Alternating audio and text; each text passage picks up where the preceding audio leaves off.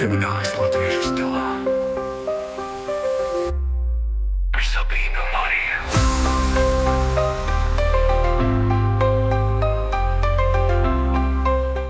Sveicināti klausītāji un arī skatītāji podkāstā Kriminālais latviešu stilā. Šajā podkāstā mēs apskatīsimies uz šokējošākajiem noziegumiem Latvijas vēsturē. Un ar jums kopā ir Sabīne un Marija. Sveika, Sabīne! Sveiki, klausītāji!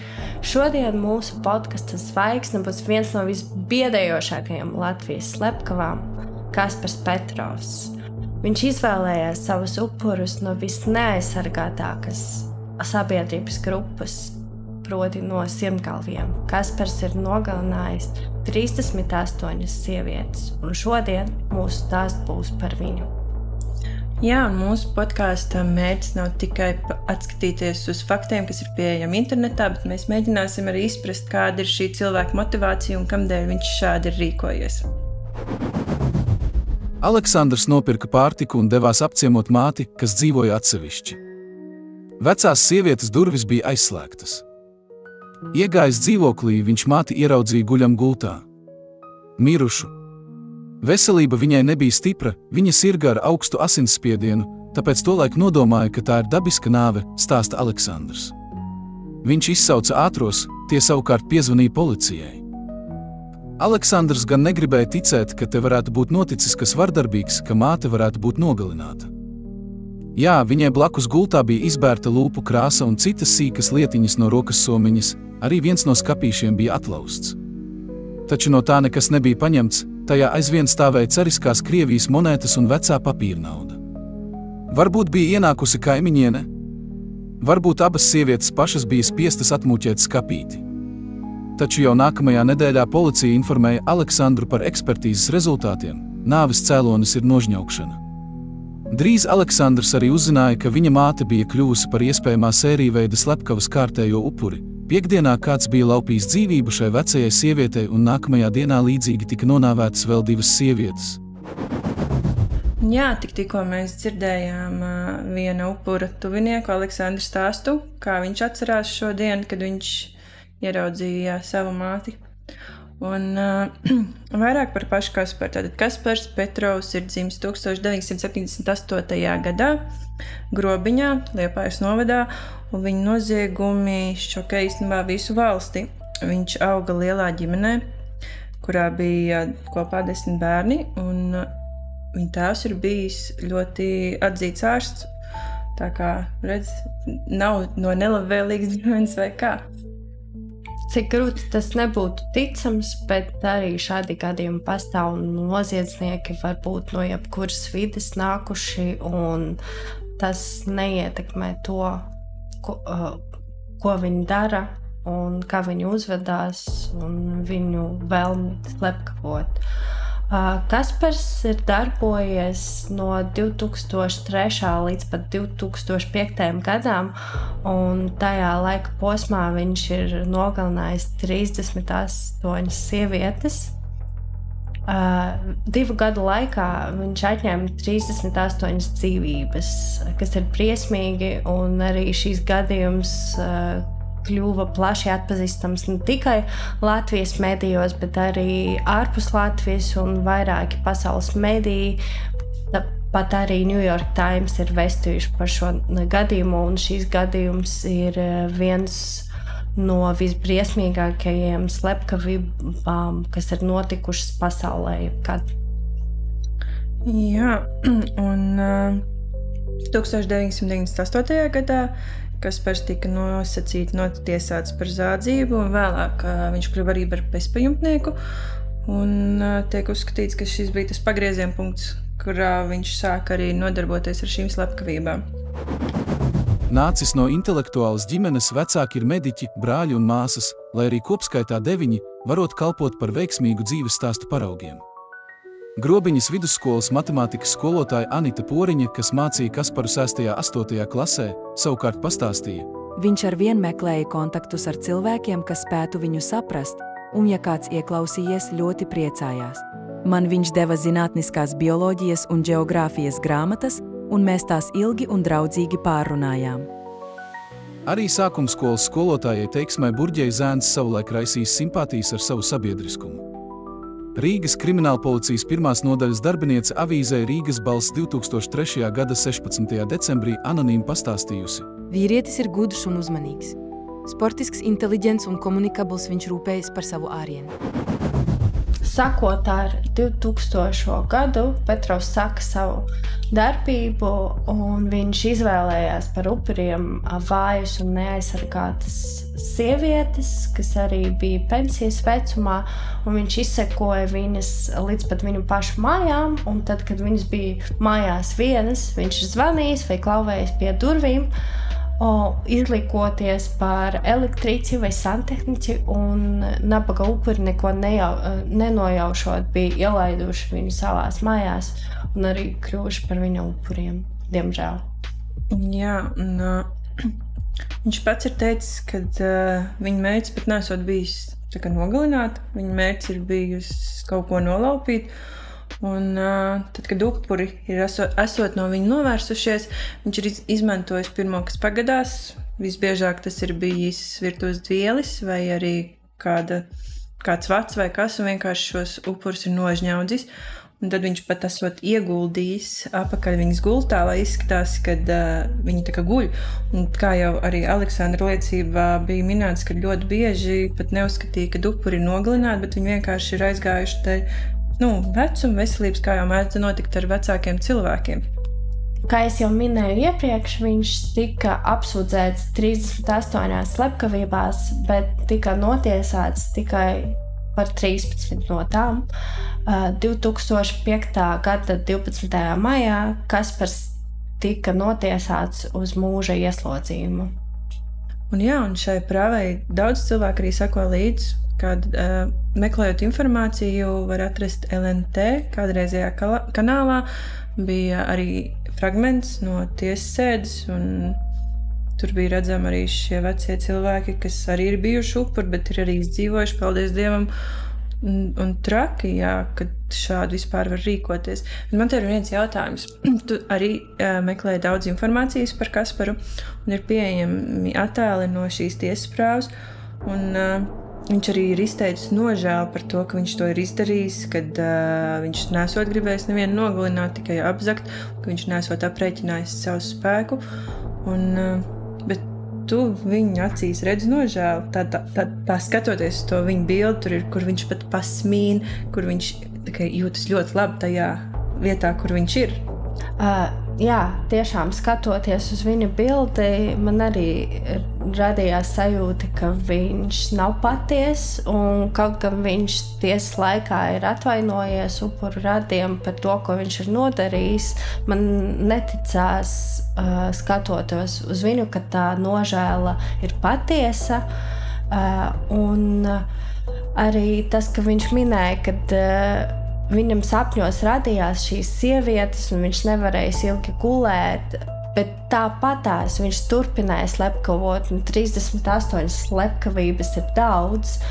Viņa skolotāja ir minējusi, ka viņam bija tieksme pēc uzmanības skolas laikā, un pēc visā lasītā man ir divi secinājumi. Vai nu viņš ir bijis psihopāts tiešām, kas izbaudīja to slepkavošanas procesu un nevarēja atstāties, vai nu tiešām varbūt viņam ir bijusi kāda nožēla par to un par tiem sapņiem, kas viņam ir radušies, bet tā tieksme pēc slavas bija tik liela, ka viņš gribēja to dabūt, pat neskatoties uz to tādā briesmīgā veidā. Ir teiciens 7 reizes nomēri un tad nogriez. 38 slepkavības. Es uzskatu, ka tā nav gluži nejaušība, kad es neapzinājos savu spēku.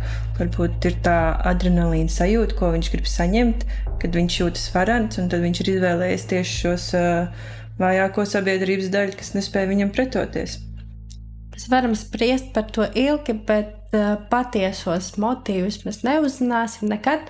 Klausītāji, varbūt jums ir kādas idejas vai domas par to, kas varētu būt Petrova motīvs veicot šos slepkavības, un vai jūs ticat, ka viņa lūgšanas pēc piedošanas ir patiesas? Dalieties ar savām idejām un domām komentāros, būsim priecīgi lasīt tos. Starp citu, dzirdēju, kad arī viņa advokāts rakstīs biogrāfisku grāmatu par viņu, kur būs iespēja iepazīties ar Petrovu dzīves stāstu. Un tāpat viņš kādam Krievu kanālam bija pārdevis savu stāstu, jo īpaši viņš īstenībā ar savu informāciju nedalās. Un tajā laikā viņš esot saņēmis 1000 latus, kas īstenībā priekš tā laika ir diezgan liela nauda. Un tāpat es esmu dzirdējis, ka viņam arī ir savs fanis, kas viņam raksta. Un liekas, ka tas ir tikai amerikāņu filmās, kad ir arī šīs sievietes, kas Es pat šo nemāku komentēt, kas viņām ir tas, kas viņām liek arī rakstīt šādam cilvēkam, bet viņš savā ziņā ir arī cietumā savā slavas zenītē un izbauda savus darba augļus, kā mēs varētu teikt. Jautājums, kam ir vairāk problēmas? Kas tam sievietēm vai viņam pašam? Starp citu, šis gadījums bija ļoti plaši. Par to bija ļoti plaši runāts sabiedriskajos medijos, un viņam arī ir devuši savu nosaukumu, savu saukli. Viņu ir devējuši par Rīgas Raskolnikovu, kas ir literatūras varonis, kas arī ir veicis savus noziegumus, lai dabūtu mantu. Un kā Petrovs pats ir stāstījis, viņa mērķis nav bijis nogalināt, bet gan apzakt. Vēl viens interesants fakts, kad Petrovs vispār sākotnēji tika aizturēts par laupīšanu, un tad viņš tikai atzinās par šīm slepkavībām, kad respektīvi policijai sākumā pat nebija aizdomas uz viņu, bet redz kā pagrieziena punkts laupīšana. Pēc tam jau arī nozieguma vietā tika atrast viņa pirkstnospiedumi, kas bija tāds pagrieziena punkts, lai veidot šīs apsūdzības un varētu aizturēt un tiesāt šo cilvēku, kas ir izdarījis tik šausmīgs noziegumus. Tad, kā jau tu minēji, Kasparam tika piespriests mūža ieslodzījums un mazliet delikāts jautājums. Kā tev liekas mūža ieslodzījums? Vai tas ir pietiekami? Latvijā gan nav atļauts nāves spriedums, bet varbūt vajadzēja šādu kaut kādu rezultātu. Un vai šis mūža ieslodzījums kaut kā atvieglo to smagumu, ko izjūt upuru tuvinieki? Ir grūti spriest par to, jo no etikas viedokļa tas ir tāds sarežģīts jautājums, vai atņemt dzīvību vai neatņemt dzīvību, jo nogalināšana jau pielīdzina cilvēku no vienas puses tajā pat līmenī, bet no otras puses varbūt sodam ir jābūt tikpat bargam, cik bargs ir noziegums. Es atturēšos no taisnās atbildes, bet es nezinu, vai cilvēkam tādam, kurš ir nogalinājis 38 cilvēkus, atņēmis tik daudz dzīvību, pietiks ar visu mūžību, lai kaut drusciņ saktu kaut ko nožēlot no tā, ko viņš izdarīja, jo man liekas, cilvēks, kurš var sev atļauties atņemt 2 gadu laikā 38 dzīvības, nožēlo par to, ko viņš ir izdarījis. Ja viņš patiešām nožēlotu, viņš būtu apstājies. Jā, šeit arī ir jautājums. Mūža ieslodzījums cilvēkam, kas nožēlo, viņam šī dzīve patiešām, man liekas, emocionāli pārdzīvojuma varētu būt, un tas ir tāds, ka tev jāsadzīvo ar to, ko tu esi izdarījis. Jautājums, vai viņš patiešām pārdzīvo, tad šis sods arī būtu atbilstoši. Bet turpinot mūsu podcastu, mēs esam sagatavojuši arī pāris ieteikumus, kā rīkoties, kā sev pasargāt, kā pasargāt savus tuviniekus, lai nerastos šādas situācijas. Un pirmais ieteikums būtu nekad neveriet durvis vaļā svešiem cilvēkiem, pat ja tas ir elektriķis, santehniķis, varbūt paku piegādātājs. Ja jūs negaidāt nekādu pakalpojumu vai piegādi, un tāds cilvēks zvana pie jūsu durvīm, labāk piezvaniet uz to kompāniju, no kurienes viņš ir nācis, un pārbaudiet, vai tiešām tāds pakalpojums ir jūsu adresē notiek šobrīd, jo jūs nevariet zināt, kā var gadīties. Tā kā Piedomājiet pie tā paši un arī pasakiet saviem tuvajiem, lai never vaļā durvis svešiem cilvēkiem bez iemesla. Tas tāpat kā atgādināt bērniem, lai nekād pie svešiniekiem mašīnā. Kā otro mēs ieteiktu tomēr apdomāt un ieguldīt līdzekļus apsardzes sistēmās vai video novērošanas kamerās, jo pēc savas pieredzes var teikt, mums nesen saimniecībā ieradās pa nakti 2 nelūgtie viesi un tik labi, kad atnāca paziņojums un mēs varējām laicīgi noreaģēt un līdz ar to viņiem nesanāca tas, kam dēļ viņi bija ieradušies.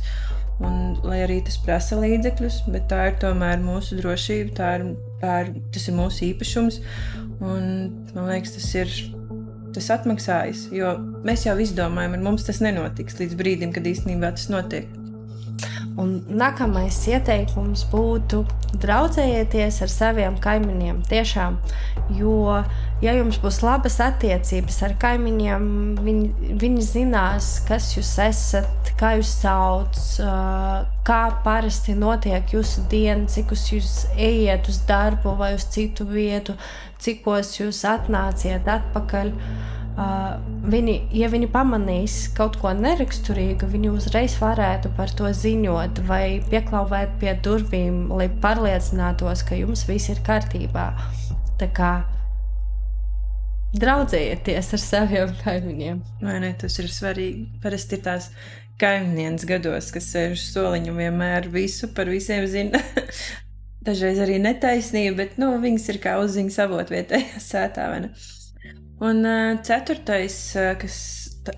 lieta īstenībā ir tā, ka šis viss liek aizdomāties par cilvēkiem, kas ir mums apkārt, ko mēs varbūt nepamanām, tie ir bezpajumtnieki vai arī vienkārši cilvēki ar kaut kādām novirzēm, kuriem mēs ikdienā paejam garām un pēc savām iespējām tomēr varbūt mēģināt palīdzēt šiem cilvēkiem, lai viņi nejūtas atstumti, lai viņi jūtas arī labi, lai viņiem nav šī vēlme kaut ko tik šausmīgi, kā Kaspars izdarīja. Ieskatiet savos tuvajos un sargājiet arī sevi. Tas arī viss šai epizodē, un mēs ļoti ceram, ka viss mūsu stāstītājs šodien bija jums noderīgs un arī interesants. Neaizmirstiet parakstīties mums un arī rakstiet komentārus. Jā, pateicamies, ka jūs bijāt kopā ar mums. Šī nebija tā vieglākā tēma. Šādas tēmas arī ir diezgan grūti īstenībā apspriest, jo, ja mēs tā emocionāli iedziļinamies, tas var radīt arī kaut kādas ļoti dziļas pārdomas. Un, kā jau arī teicu, ja jums ir kāds idejas, rakstiet, komentējiet, un mēs ņemsim vērā. Varbūt jums ir kāda ideja, par ko mēs varam pastāstīt arī citās epizodēs. Tiekamies jau nākamajā epizodē. Kriminālais latviešu stilā. Atā! Paldies un atā!